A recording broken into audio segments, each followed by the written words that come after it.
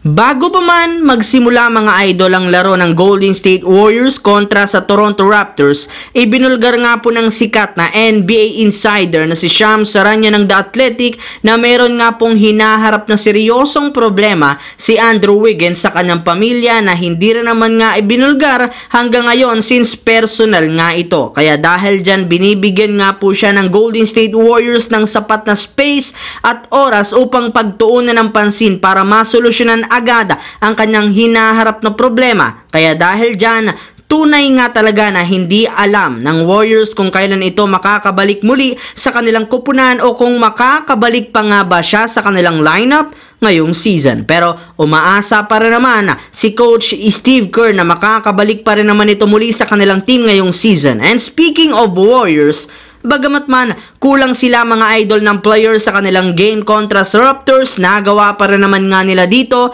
kahit papano na manalo 120-105 sa pangunguna ni Stephen Curry na merong 25 points, 6 rebounds, 6 assists. Tinulungan rin naman siya ni Jonathan Kuminga na naging second option na ng kanilang kupunan pagdating sa opensa sa pagtatala nito ng 24 points, 6 rebounds. Yes mga idol, siya na ang pangalawang option ng Warriors kung saan pinalitan nga po niya dito ang kanilang superstar na si Klay Thompson na hanggang ngayon kasalukuyan pa rin namang nag-i-struggle sa shooting sa pagtatala lamang ng 14.7 rebounds sa kanyang 5 out of 13 shooting. At nabanggit nga po natin dito mga idol, may lumabas nga pong balita na sinigawan nga po nito ang buong coaching staff ng Warriors simula nang ilagay siya nito sa kanilang bench. Yes mga idol, hindi nga nito nagustuhan ang pagtanggal sa kanya ng Warriors sa kanilang starting lineup at ang pagtanggal nila sa kanya sa pagiging second option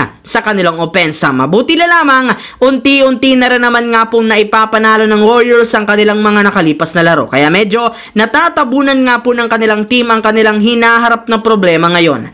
Habang dito naman tayo mga idol sa ating huling storya, sa balitang opisyal na nga pong nagdagdag ng sentro ang Los Angeles Lakers. Ayon nga po sa pinakahuling inilabas sa balita ng sikat na NBA insider na si Shams Charania ng The Athletic, tuluyan na nga pong kinuha ng Lakers ang free agent big man na si Harry Giles III na pinapirma ng kanilang team ng isang two-way contract. Pero bago pa man nga nila ito papirmahin ng kontrata, kinailangan muna nga po nilang i-waive ang kanilang player na si Dylan Windler upang magkaroon sila ng bakanting pwesto. Para nga po sa inyong kaalaman, nag-average nga ito ng 3.4 points at 1.6 rebounds per game sa kanyang dating kupunan na Brooklyn Nets, at kahit man hindi ganun kalakihan ng kanyang itinatalang stats, naniniwala nga po ang kanilang team na malaki ang maitutulong nito sa kanilang front court basta't mabigyan nila siya ng sapat na playing time sa kanilang mga susunod na laro. Sa ganyang paraan, hindi na rin naman sila mamumroblema pa sa ilalim ng basket since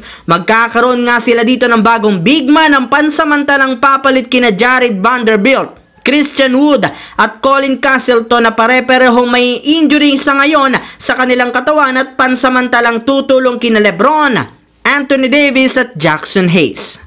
So that's it mga idol, ang ating bagong video na ating pinag-usapan ngayon dito. Once again, this is your J-Zone TV. Don't forget to subscribe at syempre pindutin ang notification bell sa akin channel para lagi kayo maging updated sa mga videos na pinapalabas ko. Isang malaking shoutout sa lahat mga idol. Thanks for watching. Hopefully, nag-enjoy kayo ngayon.